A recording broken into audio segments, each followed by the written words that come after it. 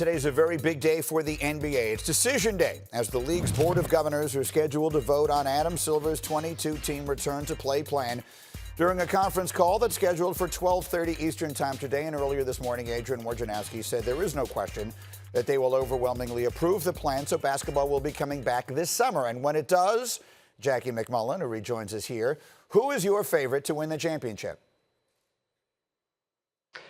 Well, I'm going to go with the Lakers, and I'll tell you why. Because I look at a LeBron James who's rested, who's motivated. We know, Greeny, that he watched The Last Dance because he tweeted about it. Maybe he channels his inner MJ and takes the slight of not being the MVP, because I really do think Giannis will win that, and turn that into the motivating factor the way his hero, Michael Jordan, did. I like the Lakers. It's interesting that you say that. When the thing got called off, when we stopped, they were coming off consecutive games where they beat Milwaukee and then they beat the Clippers. So when it stopped, when we didn't know it, did you think the Lakers were going to win it then?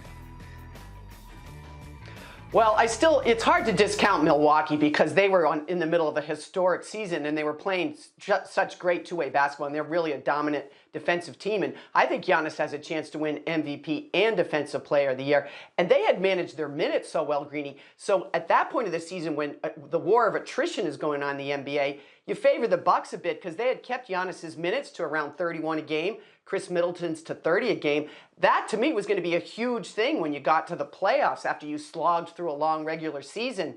Now, it doesn't feel quite as relevant because everybody's rested. Absolutely. All right, and we know that they're going to bring back a bunch of extra teams in the West and give several of those a chance to make it. So give me a team from outside the current playoff field that you think could make a little noise this summer. Oh, I totally think it's Portland. You've got Yusuf Nurkic coming back, who's not only a big guy that sets great screens and also can rebound, he's an exceptional passer, and this is a team that's last in the league in passing.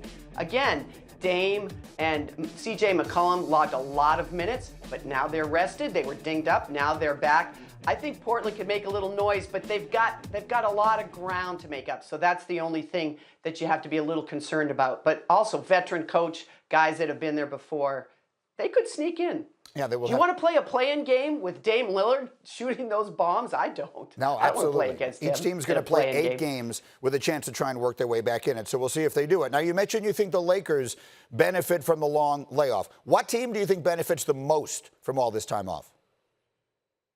Oh, I think it's the Houston Rockets. Remember now, they traded Clint Capella, and they, in mid-season, went to small ball, which Mike D'Antoni's always wanted to do. A lot of pressure on P.J. Tucker to play all those bigs, forwards, and centers. He looked gassed to me.